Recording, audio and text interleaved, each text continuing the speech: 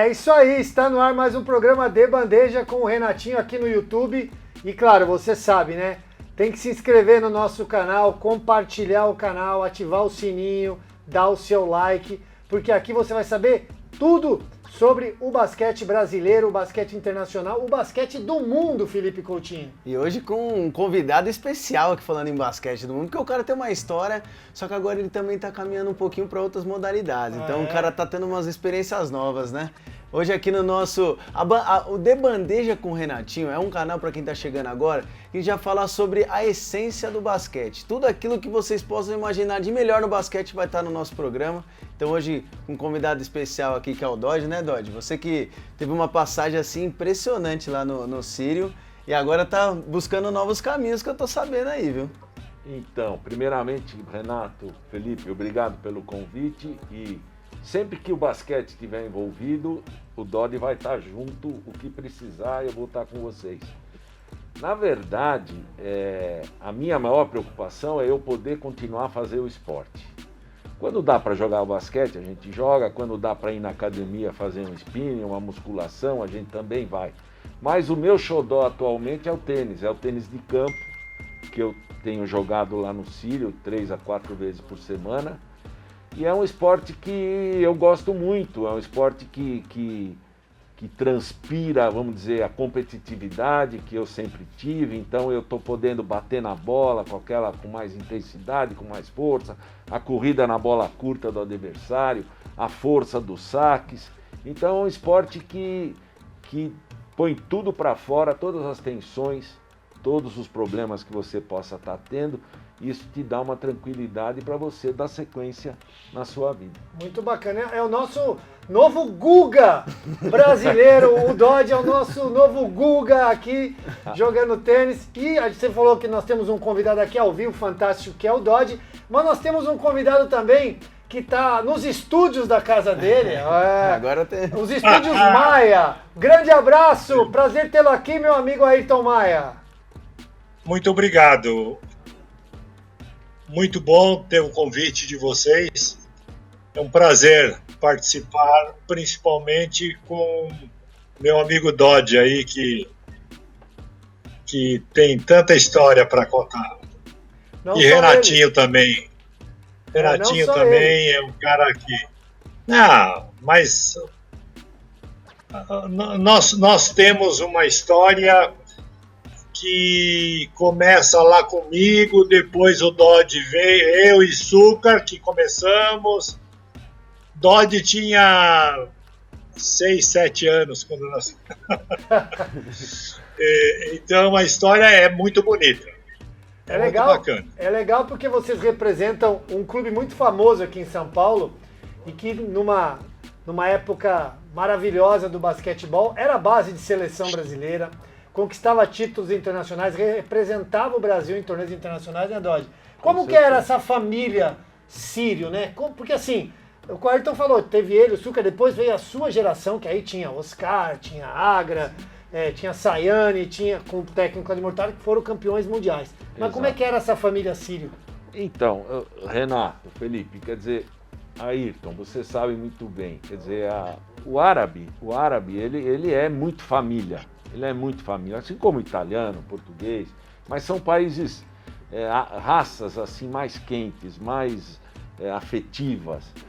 E o Sírio, na época de ouro que nós tivemos, na verdade os nossos dirigentes, eles tinham essa peculiaridade, ou seja, eles uniam as famílias dos jogadores. Então, por exemplo, quando vinha um Amaury Passos, quando vinha um Mosquito, Carlos Domingos Massoni, apesar de não serem de descendência árabe, eles se integravam à comunidade. Então, seu Arthur Andreotti, que talvez foi o nosso maior dirigente, que também era italiano, ele se integrou tanto ao clube que, na verdade, no final ele era considerado como um patrício nosso. E ele fazia jantares, festas na casa dele, convidava todos os jogadores, seus familiares, então aquilo era uma grande família. E isso iniciou em 1956, 1957. Isso foi, com certeza, até 1900 em 94, que foi quando o Círio encerrou a sua equipe principal. Mas eu acho que grande parte de tudo que o Círio conseguiu foi essa união. E eu sempre falo isso, e vejo isso muito, isso em Franca. Eu acho que Franca não tem nada a ver com árabe, mas sim, os seus dirigentes, né? O pai do Hélio Rubens, o Chico Cachoeira, então eles traziam os jogadores para viver a comunidade francana, assim como o Círio fez dentro da nossa comunidade. Até hoje, quer dizer, jogadores que pertenceram ao Círio, eles convivem conosco lá. Então, para o associado, é um grande prazer você poder ver um Agra frequentando um clube. Agora, eu acredito que vai dar certo, o Oscar talvez volte a frequentar o Círio. Então, a gente procura trazer os jogadores, o Mosquito frequenta, Moutinho frequenta, o Menon frequenta, o Ayrton frequenta. Então, a gente consegue continuar com isso lá, né? E para os mais jovens, quer dizer, hoje o Círio tem só a escolinha de basquete, que é capitaneada lá pelo Marcos, que é ótimo. Ele tem revelado bons jogadores que têm ido para outros clubes. Você sabe disso, vai para o Pinheiros, vai para o Paulistano, vai para o Círculo Militar. Então, a gente continua nessa toada. O futuro a gente não sabe, pode ser até que volte. Hoje o esporte mudou muito. Hoje, naquela época, quem bancava eram os dirigentes. Valores irrisórios, mas eles tiravam do bolso para poder bancar os jogadores, ajuda de custo, ninguém ganhava nenhum absurdo. E hoje mudou muito, hoje são valores altíssimos, então você realmente tem que ter o patrocínio. Eu acho certo, eu acho que o esporte é profissional, os jogadores têm que receber, porque hoje eles são profissionais. Só que hoje, Renato, por exemplo, fidelidade à camisa de clube, realmente você não tem, e nem é para ter, não é para ter, porque o cara está defendendo o interesse dele, né? Raramente você vê um jogador permanecer um bom tempo numa equipe, porque se ele se destaca, é bom jogador, ele vai receber o convite de outra equipe para ele poder jogar, né? Sim. O basquetebol ficou muito profissional. Ayrton, essa família aí, você chegou lá no Círio nessa época também, 56, 57, como foi a construção dessa família Círio do basquete? Na verdade, eu comecei, porque eu comecei a jogar basquete em 55, 56, não era nem no Círio. A gente treinava na Araguaia. Era uma quadra que tinha na rua São Caetano. Lá que começou, eu jogava junto com o Arthur Andriotti, que ele falou. Arthur jogava. O Monta também, Miguel Inácio Pereira, que foi um dirigente, um cara muito importante, também jogava. Wilson Ford, Max, tá? Eu estou falando dos antigos. Então, comecei a jogar lá na Araguaia, depois é que a gente veio para o Círio. Começar a jogar na quadra descoberta. Onde mandávamos os nossos jogos, enfim. Então eu comecei, na verdade, a família lá atrás, em 55, 56. E fui jogando até que eu joguei para valer 57, 58, 67, 67 e 68. 67, 67 e 68. Eu sei tudo da história. Por quê? Porque assim, eu casei muito menino, então eu casei com 22, com 27, 28, já tinha 4 filhos. Aí aquilo que o Dodge falou, tinha que trabalhar para manter. Não deixei de jogar. Porém, eu começava a jogar um pouco menos, às vezes não podia, mas eu nunca deixei de jogar no Círio. Foi seleção brasileira também. Fui seleção brasileira em 60. Eu queria fazer um comentário sobre a fidelidade. Eu fui campeão em 60 com a seleção brasileira em Córdoba, na Argentina. Aí, no mesmo ano, teria a Olimpíada em Roma. Fui praticamente titular da seleção brasileira na Argentina. Quando voltamos para o Brasil e retomamos os treinos, eu fui convidado para jogar no Flamengo, pelo Canela. Porém, existia aquilo que é a fidelidade. E isso eu não aceitei e não fui olímpico por isso. É assim, ó. Tinha os Jogos Lusos brasileiros que antecediam as Olimpíadas. Eu fui. Ficamos lá 30 dias em Portugal. Tinham 14 jogadores. Aí, Renato Brito Cunha, que Deus o tenha, como diz o caboclo. Ele falou, Ayrton, ó, infelizmente, você não aceitou vir para o Flamengo, tu não vai para a Olimpíada. Tá fora. E eu sempre guardei isso comigo, mas não guardo mágoa, absolutamente. Eu acho que as coisas acontecem quando tem que acontecer. Senti muito, claro, quem não quer o objetivo de uma Olimpíada. Mas eu aproveitei esse gancho da fidelidade que hoje não tem e que eu dou razão pro Dodge. Hoje é outro mundo. Aquele tempo era uma coisa, hoje é outra. Não dá para ficar chorando e nada disso.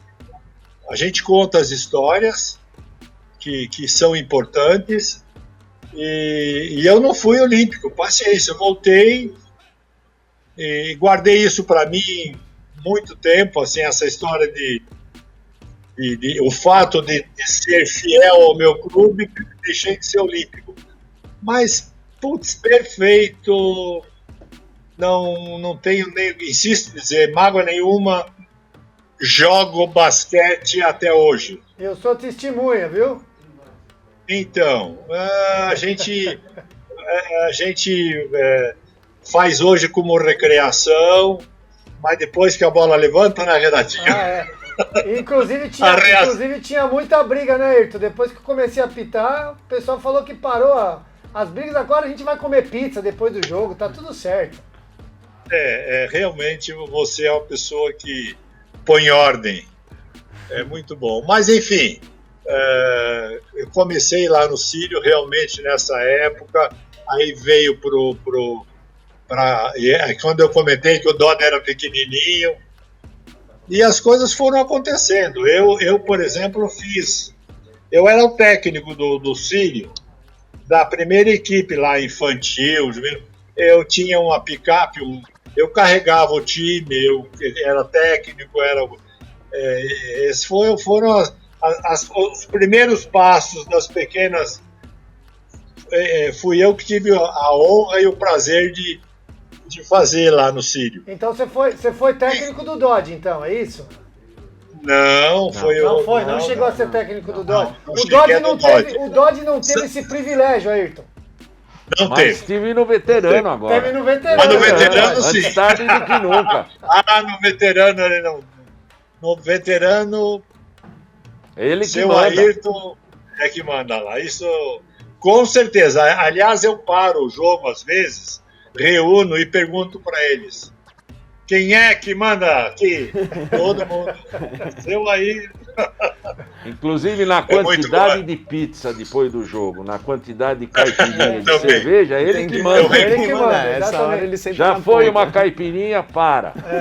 Mas tem que controlar assim, porque a gente está brincando aqui, mas é a verdade. Existe um campeonato veterano que é organizado pelo nosso grande amigo Vitali, né? Um beijo pro Vitali também, que está em recuperação. E já vai estar 100%, né? O grande Vitali. Com certeza. E assim, o que mais importante Felipe, é a resenha depois do jogo. É a melhor. É a pizza, é o vinho. Quando a gente está lá no Paulistano de segunda-feira, vai todo mundo lá pra pizza. Aquela resenha. O Moutinho não deixa ninguém pagar a conta. Na verdade, tá com muito, né, Dodge? O basquete há controvérsias. O basquete é só um motivo para se encontrar. A real é essa, né? A gente só quer lá só encontrar os amigos, dar risada, O jogo em si é naqueles 40 minutos ali. Acabou aquilo, é todo mundo amigo, vamos beijar, abraçar, comer junto os times, não tem essa de ficar um time lá, outro time aqui. É o prazer da vida, né? É verdade. Dodge, apesar de muita gente achar, né, que a gente fala muito disso da época romântica do basquete, mas era uma época romântica mesmo. A gente lembra que o Ibirapuera, por exemplo, o sonho de qualquer jogador era jogar numa equipe que chegasse para as finais, que fosse jogar no Ibirapuera. Isso era como se estivesse jogando no Madison Square Garden, era a meca do basquetebol de São Paulo. O exemplo que eu acho que fica, Dodge, bacana, é que depois de quase 70 anos, vocês estão juntos. Hoje a gente vê, você falou, lógico, hoje a coisa é mais profissional, não existe mais a fidelidade e tal, mas também não existe mais isso que vocês construíam, que era a coisa da família, do grupo ser família, de todo mundo se preocupar com todo mundo, até hoje. Quer dizer, então eu acho que isso fica um exemplo para as novas gerações também, né?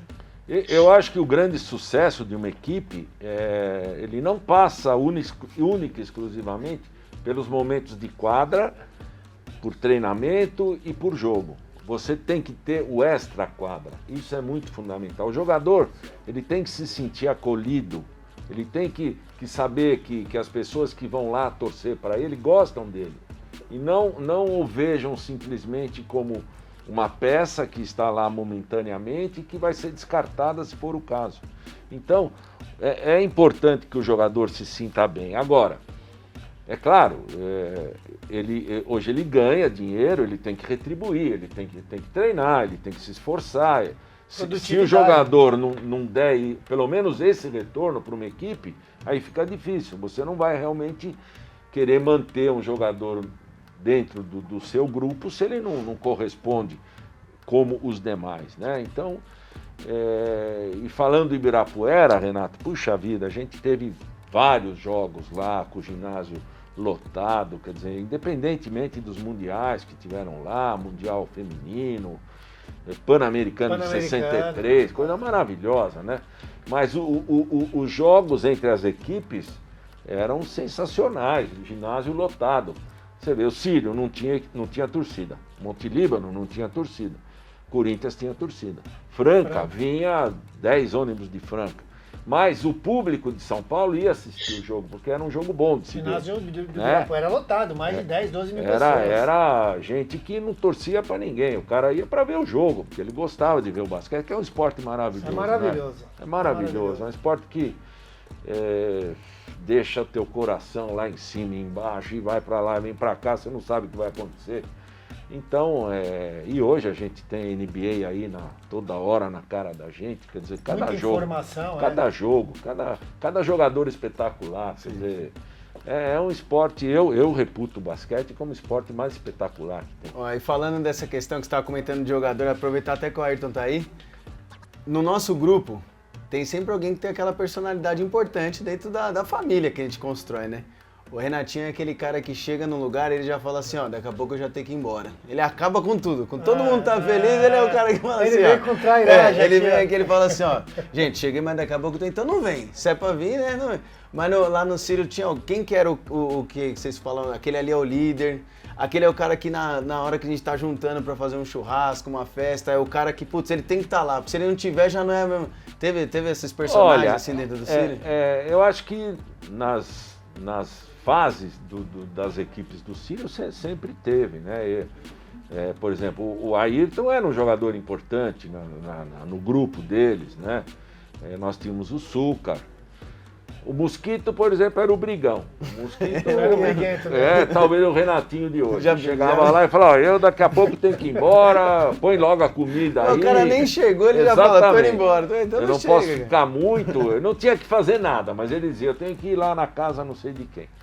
Mas, por exemplo, o Marcel foi um líder também, né? Marquinho foi um líder também, né? Eu era capitão da equipe, depois que parou o Súcar, parou o Mosquito, aí eu fiquei como capitão aí até quando eu parei de jogar, em 81. Mas tudo isso era assim conjuminado com os dirigentes, sabe? Quer dizer, nós tínhamos um dirigente que faleceu ano passado, o Rui Dipp, que você conheceu bem, um carinha pequenininho, um advogado. Mas um gigante, né? Era um gigante, era um gigante, um cara elétrico. Então ele, por incrível que pareça, Felipe, a gente jogava para ver o brilho no olho dele de um jogo bonito, de uma vitória, cara. Sabe, a satisfação que dava pra gente de ver a alegria deles, de terem conseguido alguma coisa, porque isso para eles era o coração deles que estava sentindo aquilo. Não ganhava nada com isso.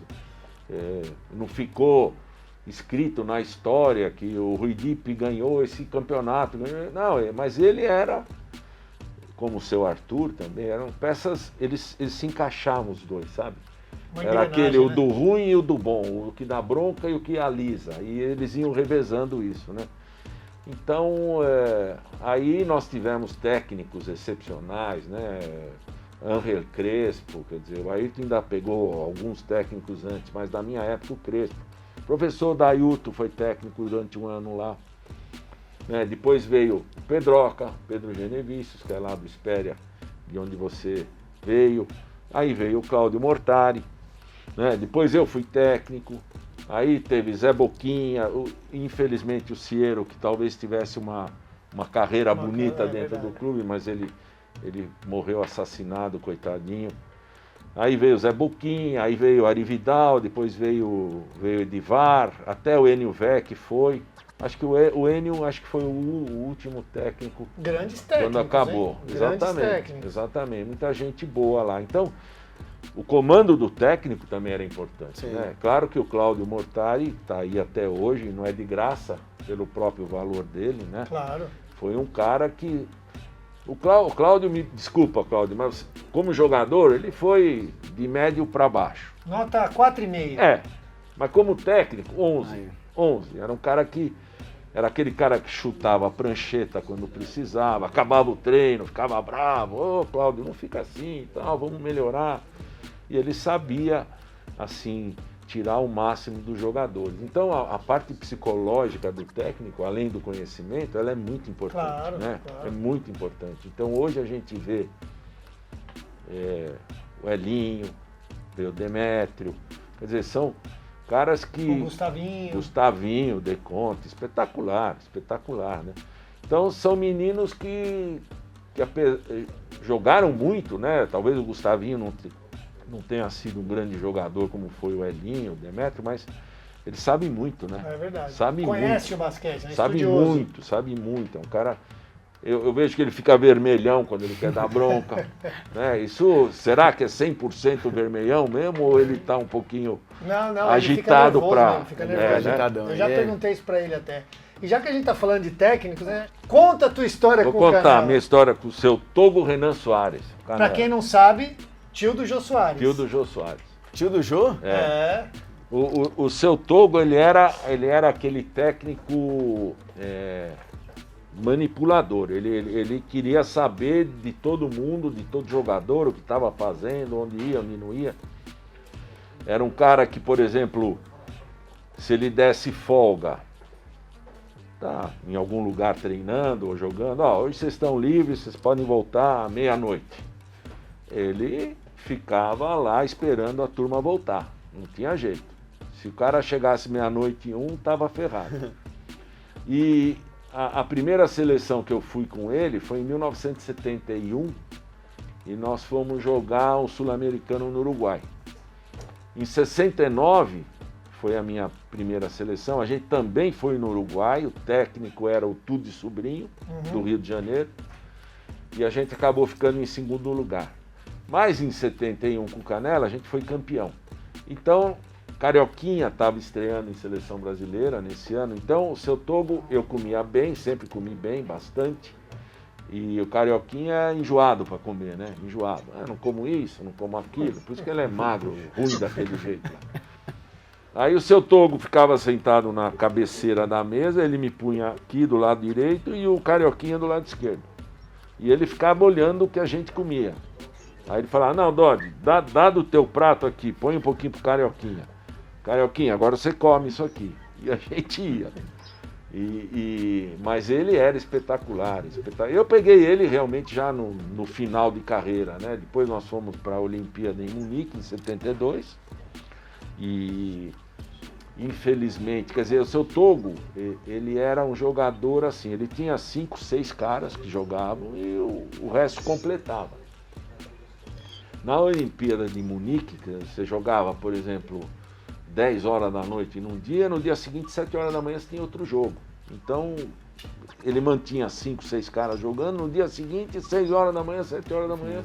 Os caras de novo. Então, ele tinha que mexer mais no time, né? Então, a gente perdeu um jogo na fase de classificação para Cuba, que nós viramos 20 pontos na frente, primeiro tempo. E a gente perdeu aquele jogo, infelizmente. Isso não deixou a gente participar, a gente podia ter ganho a medalha de bronze em 72, porque Cuba decidiu com a Itália, Cuba ganhou da Itália, a gente normalmente ganharia da Itália naquela época, né? Então teríamos mais uma medalha de bronze, infelizmente não aconteceu. Mas ele foi, sem dúvida, o maior técnico brasileiro, bicampeão mundial, foi para 3 Olimpíadas, 3 medalhas olímpicas, então acho que o basquete brasileiro deve muito a ele, com certeza. Com certeza. Ô Dodge, eu quero te fazer uma pergunta aqui. Você, assim, não se estenda, seja só curto na resposta, tá? Vamos ver se a gente acertou em alguma coisa aqui. A nossa produção acho que tá bem. Qual foi o jogo no Ibirapuera que mais te marcou? A final de 79, o Mundial. Sério? Sério. Então, produção, vamos rodar aí os momentos finais do segundos jogo. para a posse de bola terminar para o time brasileiro. Marcel vai fazer e fez! 98 a 90. Falta 1 minuto de acalmar. A Serpentina já começa a ser atirada para dentro da quadra. Veja aí a fisionomia de Oscar. Veja aí a alegria de um atleta. Veja aí o que é o esporte do Brasil. Félix. Quer fazer alguma coisa? Era legal, né, na época, Eu não né? aguento mais.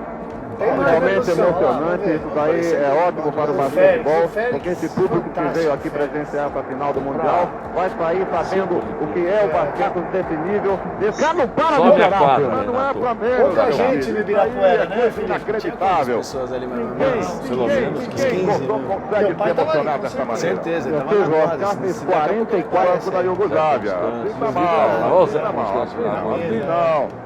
Assim não. Posse de bola, já está em jogo, veja o tempo correndo. Olha a quadra. Olha o Marcel. Tem para o Brasil. 5 segundos 98 para para a repor, faltava 3 e representação. O time é acabou. Essa imagem campeão. é emblemática. Carnaval do Ibirapuera, Flávio Prado. Vamos ver aqui Não o teve Marquinhos. premiação. Olha o Zé Constanzo ali. É. Mas o que deu pra fazer? Não deu pra fazer Teve nada, né? premiação. Sair nos braços da galera. Acabou, que não deu pra foi fazer. nada, né? Sabe o Pedro, Urbano, Pedro Luiz Ronco, sabe quem é? Pedro Luiz Ronco, que é trabalhando Ele trabalha até hoje, tem o programa dele lá, A Hora do Ronco. A Hora do A hora Ronco, do é. Ronco. Ele era repórter de campo. E por coincidência, a gente morava no mesmo prédio, no Morumbi. Eu vou até falar um palavrão aqui, não sei se pode. Pode. E aí acabou o jogo, este jogo, e ele com o microfone na mão, aí ele, aquela correria, um monte de gente, falou, agora, vamos ouvir as palavras do campeão, o Dodge, não sei o quê. E eu tava falando assim, puta que eu pariu. Isso aí bem na hora. Essas são as palavras do Dodge. Mas deu pra ver que tava lotado. Ali, todo mundo já se abraçando, ninguém quer saber de mais Então, nada, né? Esse jogo é peculiar, porque a gente empatou o jogo para ir para a prorrogação. Aquela época tinha o lance de 3x2, eram 3 lances. O Oscar, de manhã, pra gente, fomos lá bater bola, e para ir para o banho, o Cláudio fazia o seguinte, faz a fila aqui, chuta o lance livre. Quem meter, vai pro banho. O Oscar foi o último. Ele foi errando, foi o último a acertar para ir pro banho. Quando aconteceu o lance, que ele ia fazer o 3x2, o Sayane, o Zé Galinha, encostou do lado dele e falou assim, queixão, lembra de manhã, hein, que você errou os lances livres. Aí o Oscar fala, filha da mãe, o cara vem me falar isso agora. Aí ele foi, chutou o primeiro, aí tu caiu. O segundo, tu caiu. Ok, prorrogação. Começou, ele meteu 4 bolas de 2 em seguida, o Oscar. Quando dava aquela febre nele, que ele ficava louco, acho que ele tinha 39 de febre jogando, porque ele ficava possesso. E era uma máquina, tum, tum, tum, tum. Abrimos 8-0, aí foi, acabou acho que 10-8 a prorrogação, ou 12-10, nós ganhamos de 2 pontos. Mas foi essa abertura aí dele no comecinho da prorrogação que garantiu o título. A gente tinha batido na trave 2 vezes já, né?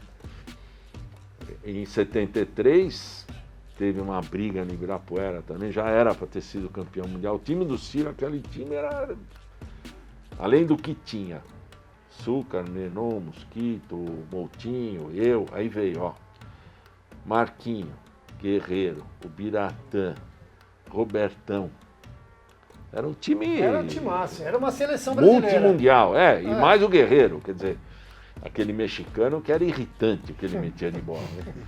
E em 73 a gente já bateu na trave, em 81 também a gente foi vice, mas pegamos aquele time do Corbalando, do Real Madrid, que era um timaço. E vestiarão, sentaram no vestiário antes do jogo, aquela torcida gritando, dá um gás a mais mesmo, quando tava lá embaixo. Você lembra bem desse dia? Especificamente desse dia? Eu fico pensando assim, ó, se eu tivesse lá, eu ia estar no vestiário falando assim, meu Deus do céu, olha onde eu vou entrar agora. O que aconteceu esse jogo? Porque naquela época não tinha concentração, vocês estavam em hotel, alguma coisa? Nós estávamos no próprio Ibirapuera. Vocês estavam no alojamento do Ibirapuera. No Constâncio Vaz Guimarães. Que é ali do lado entre o ginásio e a piscina. Tem o alojamento lá. No dia da final, o Marcel tinha a prova em Jundiaí. Ele estudava medicina. Então ele foi fazer prova e voltou depois do almoço para descansar.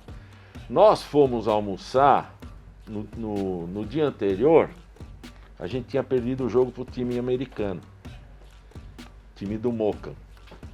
Digo, no dia anterior não, 2 dias antes da final.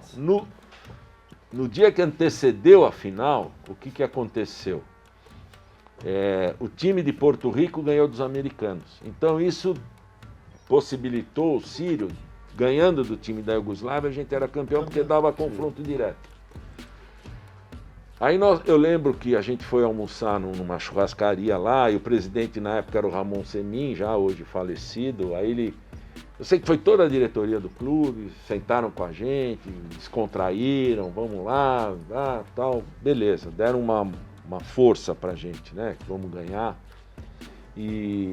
Mas realmente, aí o Renato José Elias, que também foi campeão, ele comenta também, a gente depois do treino, a gente foi tomar banho e ele estava barbudo.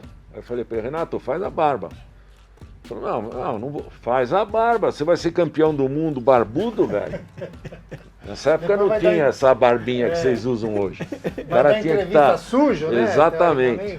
E ele lembra até hoje disso. Quer dizer, aí o jogo em si, né? A gente lembra de alguns momentos, a gente tem as imagens e tal, mas acabou o jogo, sumiu a quadra, não teve premiação. Eu queria receber o troféu, eu queria fazer igual o Belinho. Até porque você era o capitão. Exatamente, queria levantar o troféu, isso, né? Não teve. Depois, faz uns 3, 4 anos, teve um negócio do Sport TV que foram lá no Sírio, na sala de troféu e tal. Aí eu fiz o gesto As honras. Eu quis fazer, né? E a gente foi comemorar numa pizzaria, chamava Paulino, lá na Avenida Santo Amaro. Naquela época eram poucas pizzarias que tinham em São Paulo, assim. Mas foi o que a gente comemorou. Depois teve alguns jantares no clube e a gente ganhamos uma fortuna, ganhamos vários prêmios. Ganhamos um radinho relógio, que eu tenho até hoje na minha cabeceira. Um outro dirigente deu corte de tecido, um tecido para fazer um terno para cada um. Era top. E acho que a gente ganhou uma televisãozinha também, uma televisãozinha pequenininha. Foi o que a gente ganhou pelo título mundial. Mas a estrelinha que está lá no distintivo do clube, essa ninguém apaga. E também ninguém estava lá para ser campeão mundial para ganhar dinheiro. A gente estava lá. Esse que a gente viu agora, você trocaria isso por levantar o troféu ou não? Essa invasão de quadra? Não. Não dá pra Não, trocar, porque é né? emblemático Essa isso. imagem é... Porque não existiu nenhuma outra imagem. O Flamengo foi campeão intercontinental em 2014 e a torcida do Flamengo também invadiu a quadra, mas não foi a mesma coisa. Essa imagem é emblemática, talvez não aconteça nunca. Isso é emblemático. Isso são 20 mil pessoas pelo menos. Vamos ver aqui o Marquinhos. Caberia com certeza 22, 23, 24 mil pessoas.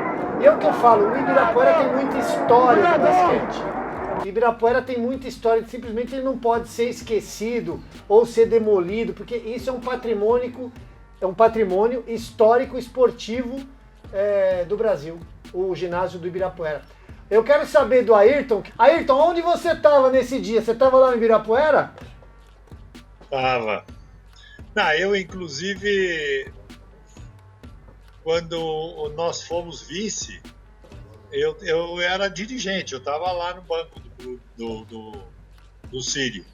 Quando a gente perdeu para aquele time espanhol lá, que era um puta de um time. Eu estava lá, sim. Opa! Deixa eu fazer um adendo rapidinho. Você pode tudo. Só por causa do Canella. Vamos lá. Eu sempre enfatizei o Canella como técnico, como dirigente, porque ele não só ele era técnico, como ele cuidava da equipe como um todo. Ele cuidava muito dos atletas dele, das viagens, não se tinha uma estrutura como você tem hoje, e ele criava tudo isso. Então, uma coisa é eu não ter aceito de jogar no Flamengo, e ele me cortou por causa disso, e eu não sou olímpico. Ponto. Outra coisa é o seu Canella como técnico. Ele era uma fera. Eu fui dirigido por ele no Sul-Americano, lá em Córdoba, e olha, não foi fácil. Era uma quadra montada no campo de futebol. Eu te conto o que aconteceu lá. E o Canella era realmente estrategista, ele era uma fera. Então, só deixar claro... Não, exatamente. A pergunta era o seguinte, você deve ter alguma história engraçada, porque o Canella, e o Dodge já contou uma aqui, o Canella era muito intenso. Ele era aquele cara que reclamava com o juiz, que pulava a grade para ir brigar na arquibancada. A gente conhece várias histórias do Canella no Rio de Janeiro, onde ele arrumava várias confusões. Eu quero saber como que ele era ali, né? Realmente, você deve ter alguma história engraçada que vocês vivenciaram com ele. Ele era muito intenso, você falou a palavra certa. E, assim, momento de... Nós sofremos muito nesse torneio, porque essa quadra montada num campo de futebol e com muita pressão, nós tivemos assim, tá certo que a final foi contra o Uruguai do Moglia, mas nós ganhamos dos argentinos, e eu me lembro que o jogo teve que parar por causa de tanta moeda que os caras jogavam pro juiz. Renatinho, você tinha... Bahia Blanca também jogava tudo. Incrível. Eu não tive essa sorte, viu? Dos caras jogar dinheiro em mim. Eu não tive essa sorte. Dos caras começarem a jogar dinheiro na quadra, porque eu ia pegar, ia fazer o quê? Joga mais. Mas eu nunca tive uma passagem com Canella assim que seja muito marcante. A única coisa que eu tenho é que enfatizar novamente esse lado dele, e com um cara que é um belo dirigente, um cara muito esperto, rápido, então que jogava com 7, 8 jogadores no máximo, e o resto era os companheiros lá do Flamengo. Agora com certeza você tem alguma história do Mosquito, porque o Mosquito no veterano, o Mosquito arrumava confusão. E o Dodge já falou aqui, porque pra quem não sabe, gente, o Mosquito foi um dos grandes armadores do basquetebol brasileiro. Cara muito rápido, um cara também de uma força pra jogar basquete impressionante, né, Ayrton? Prendendo a bola, 54! Prendendo a bola, 58, vai acabar! você lembra da final de 71 contra Cuba? O que você lembra? Foi um ponto de diferença. Foi uma vitória apertada. Foi apertada, mas nós jogamos bem. Nós começamos bem, abrimos uma boa vantagem, depois fizemos muitos erros. O Mosca era assim uma pessoa fora do... Como armador, como ele era guerreiro. No Master tem uma passagem interessante. Não sei se o Dodge fez esse comentário ou não. Nós estávamos jogando contra Maccabi. Acho que o filho dele jogava. E o Mosca foi jogar para o Maccabi. E aí nós estávamos com o time do Sírio, jogava eu e o Eduardo Haddad, que nós fomos seleção paulista juvenil junto, muito amigos e tudo. Esse jogo aconteceu o seguinte: o Lapoian apitou alguma coisa que o Mosca não gostou. Ele não pensou duas vezes, gente do céu. Ele correu para cima do Lapoian, dando tapa, e o óculos do Lapoian foi lá em cima. Aí, claro, nós corremos lá e pegamos o Mosca e tiramos. Aí o Mosca falava assim: tira a mão de mim, tira a mão de mim.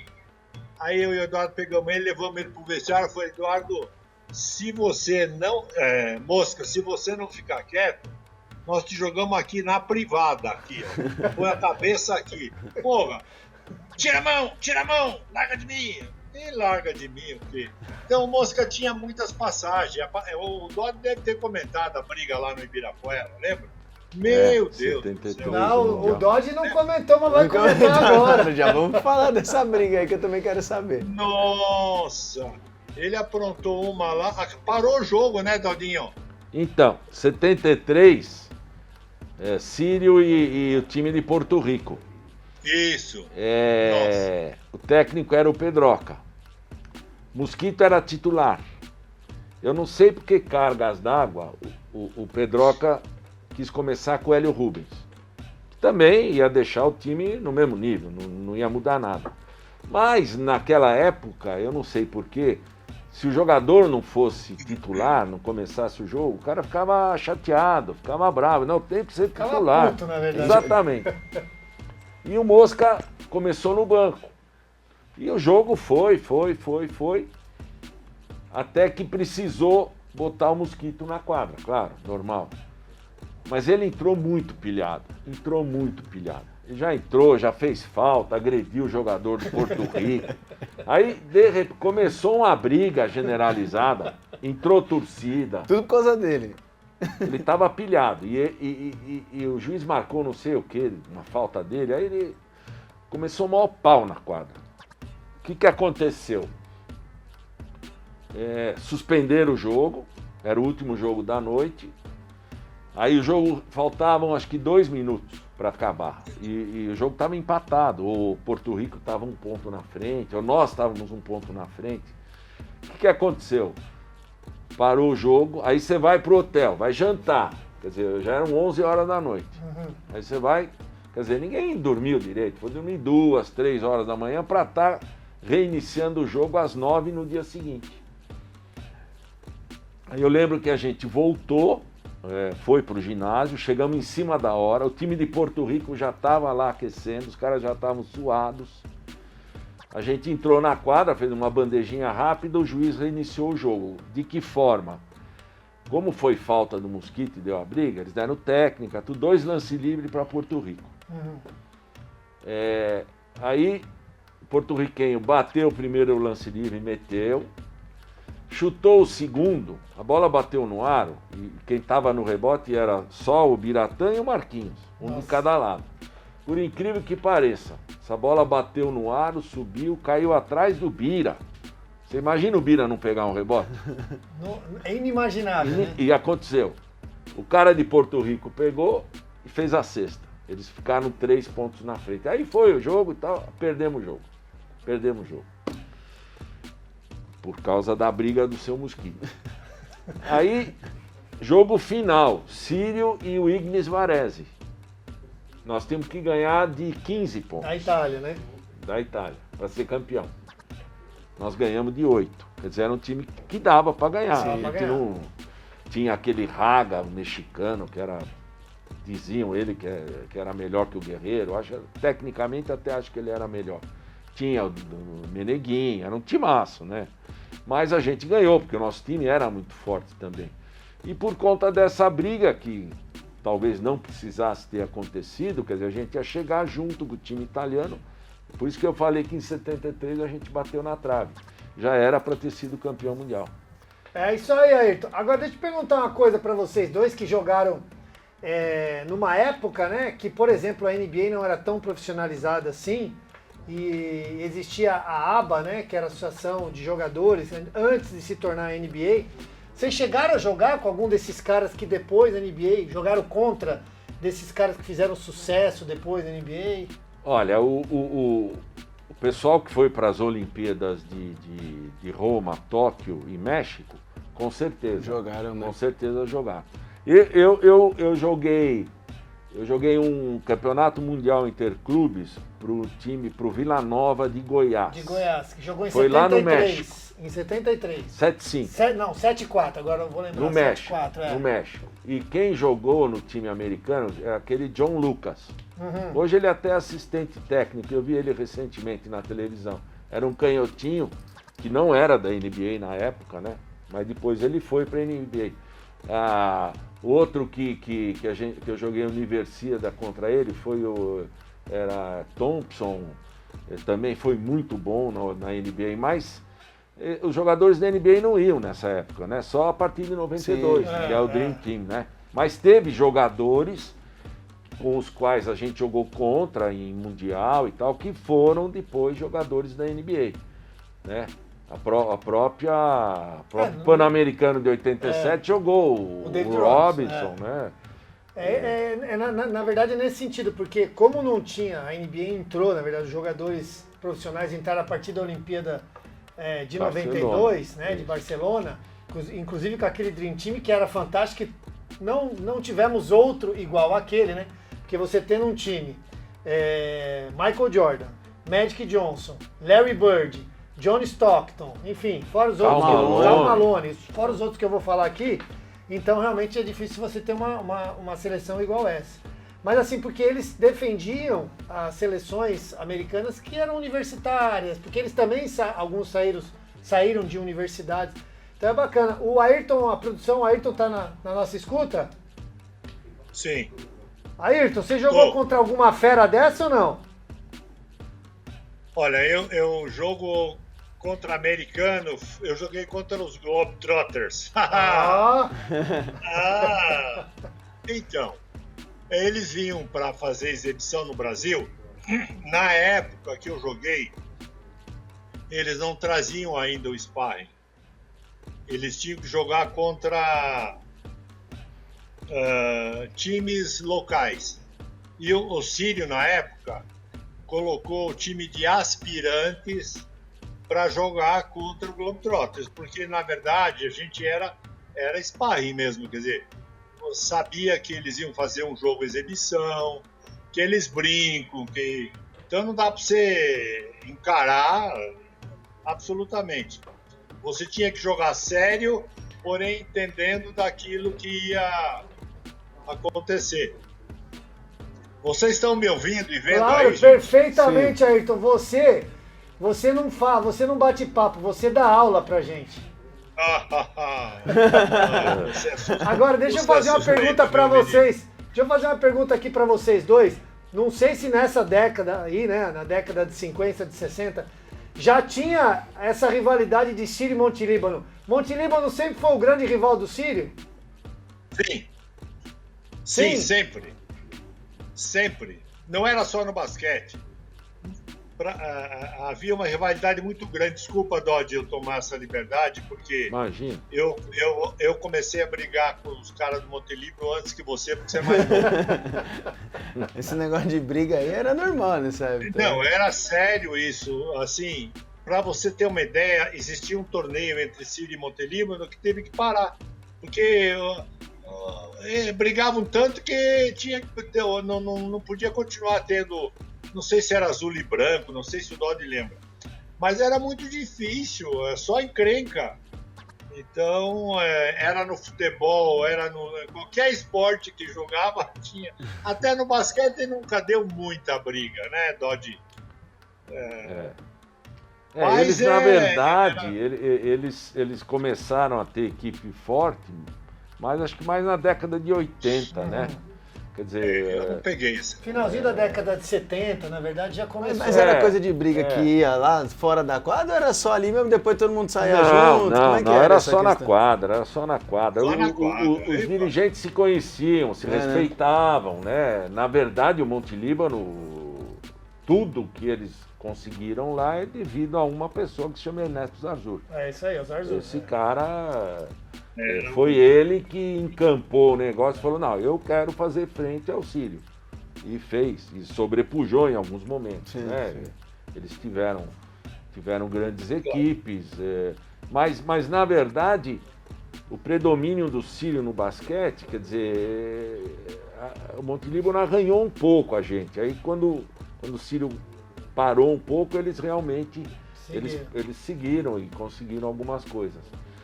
Mas é um clube co-irmão nosso, estamos cheios de amigos lá, reciprocidade é total.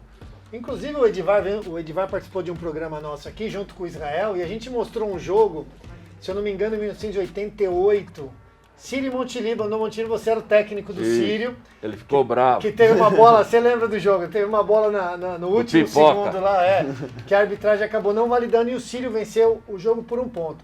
Mas eu acho que o ponto principal que eu quero tocar é o seguinte, eu acho que muitas coisas dentro do esporte sobrevivem das rivalidades. Então, por exemplo, você tinha Paulo e Hortência, então uma completava a outra e essa rivalidade alimentou o basquete feminino. Sem dúvida. Então você tinha, por exemplo, no começo dos anos 2000, ali na virada do milênio, você tinha o Vasco e o Flamengo, que o Flamengo tinha o Oscar, o Vasco tinha o time do Hélio com Elinho, Demetrios, e eu acho que assim, o Sírio e o Monte Líbano, eles se completavam, tanto é que quando um acabou, um parou, não acabou, mas parou com o basquete profissional, o outro parou também. Um parece que dava força pro outro, né? Sem dúvida, sem dúvida.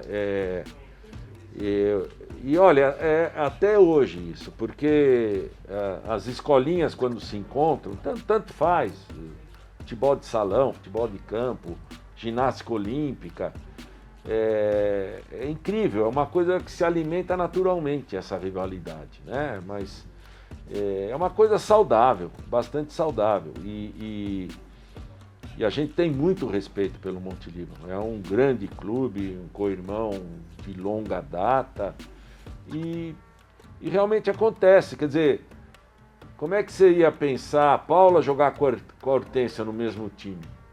Tanto é que quando foram não deu muito certo, né? Não é legal. Você precisa ver uma contra a outra, né? E em vários esportes também acontece isso. Como você tinha na NBA, né? O Jordan contra o Magic Johnson, contra o Larry Bird. Exatamente. E vários desses falam que eles só se tornaram aquilo que eles são por conta do rival. Então acho que é fundamental. Dentro do esporte tem que ter alguém. Senão você vai se basear em quem para ser o melhor, né? Uma vez o Palmeiras fez uma homenagem para mim. Faz uns, sei lá, 10, 12 anos atrás. Aí eu fui lá, e era todos aqueles discursos, os caras falando e tal, Sírio, Palmeiras. Eu falei, olha, na verdade, vocês estão me homenageando hoje, eu agradeço muito, mas uma coisa eu vou dizer para vocês. Se vocês acham que eu fui um grande jogador, vocês têm muito mérito nisso. Porque eu tinha que ganhar do Palmeiras. Exatamente. Eu tinha que jogar contra o Palmeiras. Se você não existisse, talvez você não fosse reconhecer o meu valor. Sim. Então é uma forma de você reconhecer o teu adversário, ter respeito por ele e saber que se ele não existisse, você não ia ser o que você foi, ou que imaginam que você tenha sido. Verdade. Ô Ayrton, só para colocar você na conversa aqui dessa rivalidade, você acha que deveria voltar hoje o Sírio e Monte Líbano? Você acha que eles têm uma história tão bonita dentro do basquetebol brasileiro que não podem ficar de fora? O ideal seria, né? Mas é que eu falei há pouco, né? O momento é outro. Claro que é uma rivalidade saudável. Seria bom se existisse novamente. Mas eu acho muito distante isso, nesse momento. Mas seria... Mas que tem alguns movimentos, a gente sabe que tem, né? Talvez se um voltar, sim, o outro possa sentir a necessidade de voltar junto, né? Uma coisa pode puxar a outra, né? Vivemos hoje um momento atípico, mas que seria importante, eu acho. Montelimo não vai montar uma equipe, então eu vou montar a minha aqui. Bom, e já temos, e no Círio já temos os dirigentes e o técnico, né? Você como diretor e o Dodge que está aqui é o técnico, já começamos a montar o time.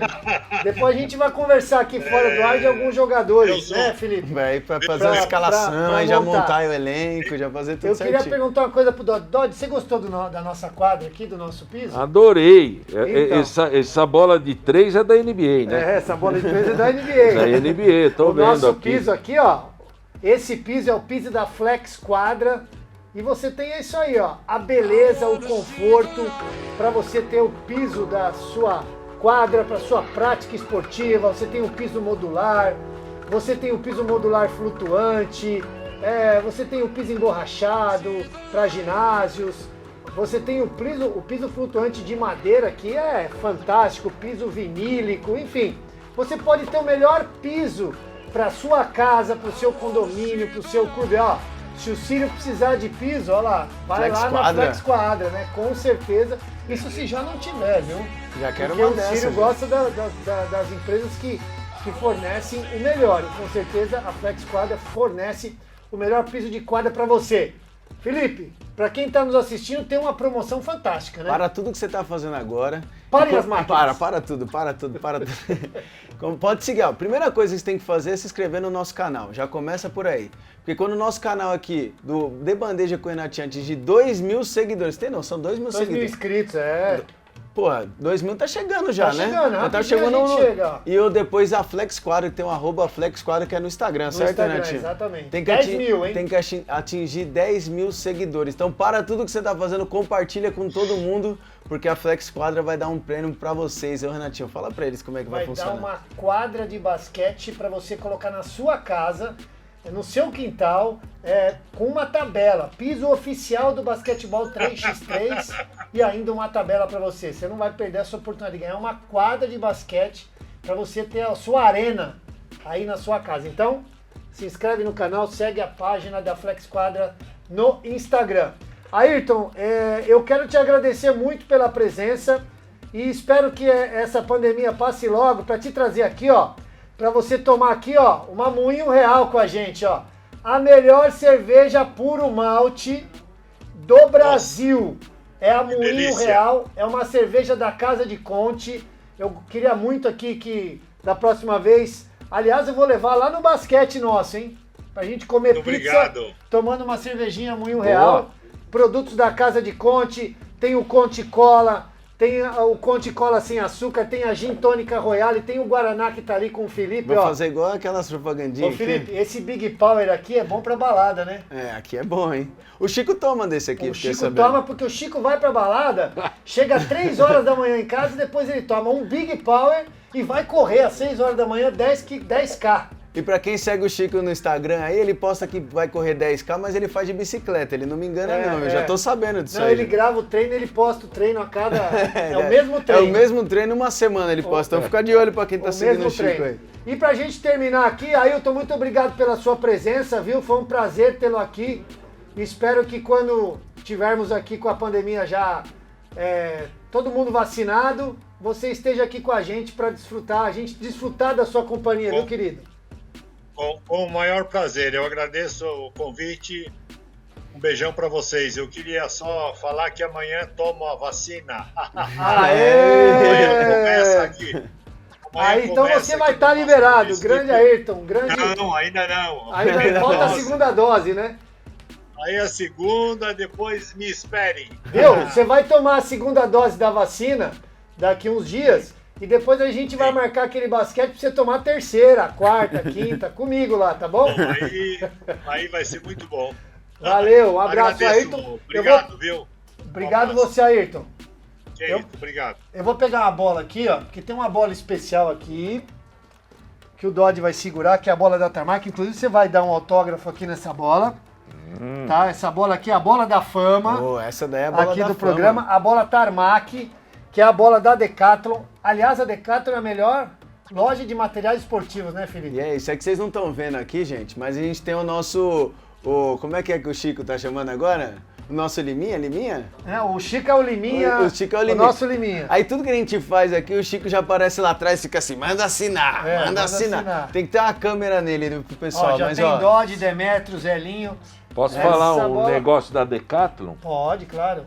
A Decathlon é uma loja espetacular de esportes, né? A gente sabe que a linha de produto deles é aqui, excelente. Ó. Bola FIBA, é um ótimo produto, E não só pra basquete, porque lá é esporte 65 total. modalidades.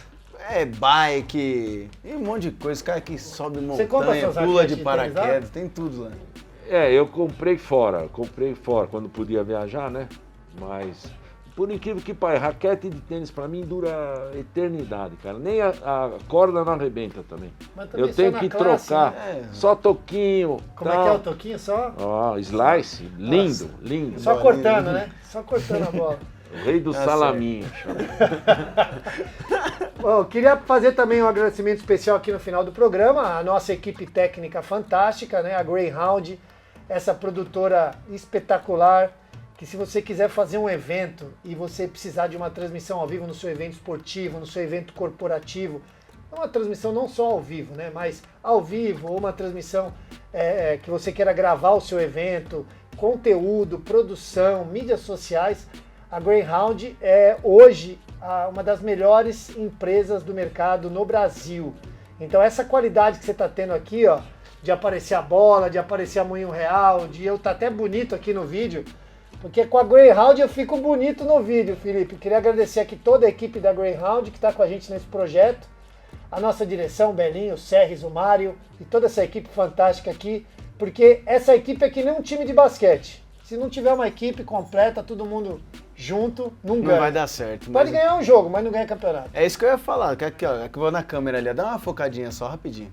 Os caras deixaram bonito, velho. Então dá pra confiar no trabalho dos caras, né? Vamos respeitar aí, né? Que mala. Baita trabalho, né, gente?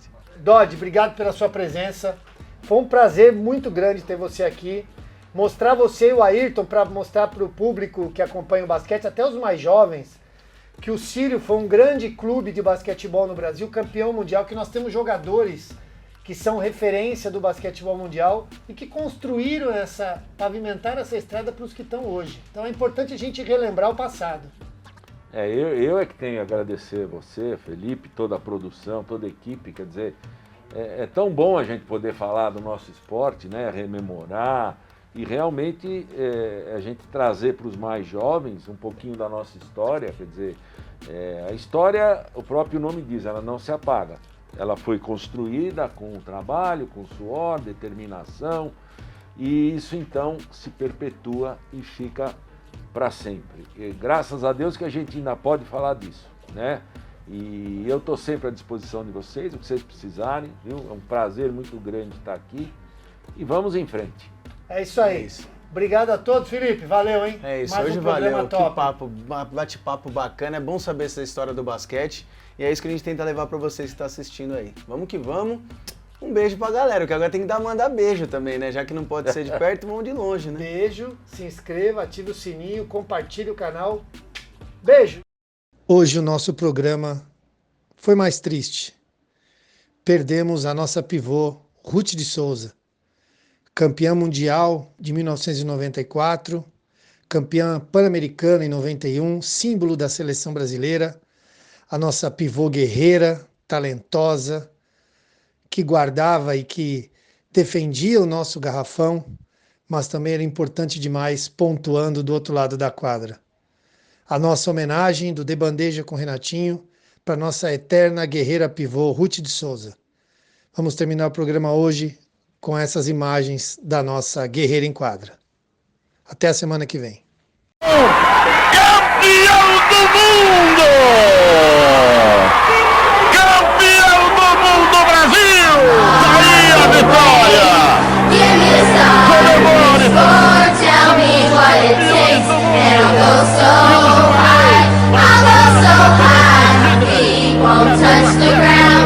Christmas.